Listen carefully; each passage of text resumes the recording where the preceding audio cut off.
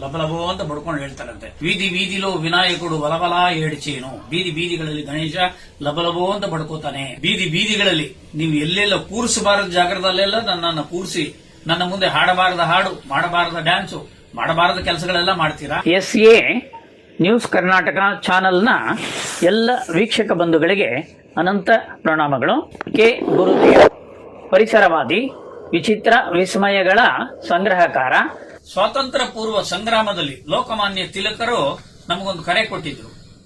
ಬೀದಿ ಬೀದಿಗಳಲ್ಲಿ ಗಣೇಶನನ್ನು ಕೂರಿಸಿ ಗಣೇಶನ ಆರಾಧನೆ ಮಾಡ್ರಿ ಅಂತ. ಏನಕ್ಕೆ ಕರೆ ಕೊಟ್ಟಿದ್ರು ಅಂತಂದ್ರೆ, ಬ್ರಿಟಿಷರು ನಮ್ಮ ಮೇಲೆ ಮಾಡ್ತಿದ್ದಂತ ದೌರ್ಜನ್ಯ ದಬ್ಬಾಳಿಕೆಗಳನ್ನ ನಮ್ಮ ಜನಕ್ಕೆ ಅರಿವು ಮೂಡಿಸೋದಕ್ಕಾಗಿ ಸಭೆ ಸೇರ್ಬೇಕಾಗಿದ್ದು. ಜನ ಬೇರೆ ಏನೇನ ಕಾರಣ ಹೇಳಿದ್ರೆ ಸೇರಿಸ್ತಾ ಇರ್ಲಿಲ್ಲ.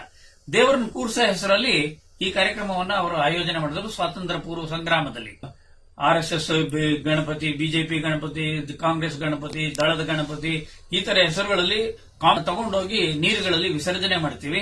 ಆ ಗಣಪತಿಗೆ ಮೆತ್ತಿದ ಬಣ್ಣಗಳಿದೆಯಲ್ಲ, ಆ ಬಣ್ಣಗಳಲ್ಲಿ ಇರತಕ್ಕಂಥ ಲೆಡ್, ಸೀಸದ ಅಂಶ, ಬೇರೆ ಬೇರೆ ಅಂಶಗಳು ನೀರಲ್ಲಿ ಕರಗುತ್ತವೆ.